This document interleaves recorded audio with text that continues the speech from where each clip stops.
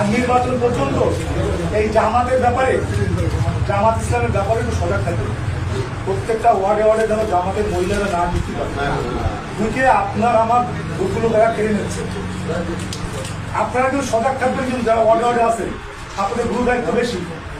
কোনো মহিলা কর্মীরা যেন আমার কোনো মা বোন ওদের দলে না করে। আর জামাত ইসলাম সম্পর্কে আপনারা ওদের সাথে আমাদের বিন্দুমাত্র কোনো সম্পর্ক নেই।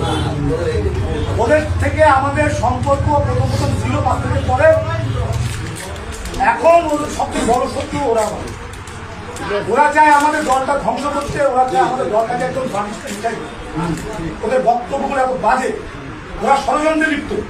ডক্টর ইউনূস এবং যে নতুন ছাত্র দেশের ষড়যন্ত্রে লিপ্ত। ওদের দিয়ে ফেসবুকে বিভিন্ন বাজে বাজে আমাদের নেতাদের নামে তারা কুচ্ছা রচনা করতেছে, তারা ষড়যন্ত্র করতেছে। এই জামাতকে কোনো অবস্থাতে প্রশ্রয় দেওয়া যাবে না। সবাই শক্ত হাতে জামাতকে মোকাবেলা করতে হবে। শুধু ইসলামের কথা বলে, ওরা কিসের ইসলাম? ওরা আদৌ নিজেরাই বেঁচতে থাকতে পারবে কিনা আল্লাহ ছাড়া কেউ জানে না। আমার তো সন্দেহ। আমরা ইনশাল্লাহ জানবো, কারণ আল্লাহ পাক যা যা বলেছে আমরা তাকে পালন করি।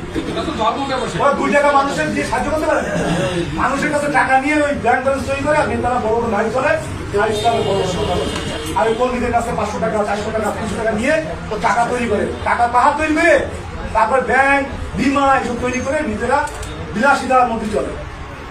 আমরা তো কাজ করি, আমরা কষ্ট করে আমরা জীবনযাপন করি, আমাদের নিজের উপার্জন দিয়ে আমরা দল করি। আর ওরা তো বিভিন্ন কর্মীর কাছে টাকা নিয়ে নিয়ে নিয়ে নিয়ে নিয়ে নিয়ে নিয়ে নেতারা চলে। আমাদের নেতারা ওই বিভিন্ন কর্মীদের চাঁদা নিয়ে চলে। আমাদের দল বিভিন্ন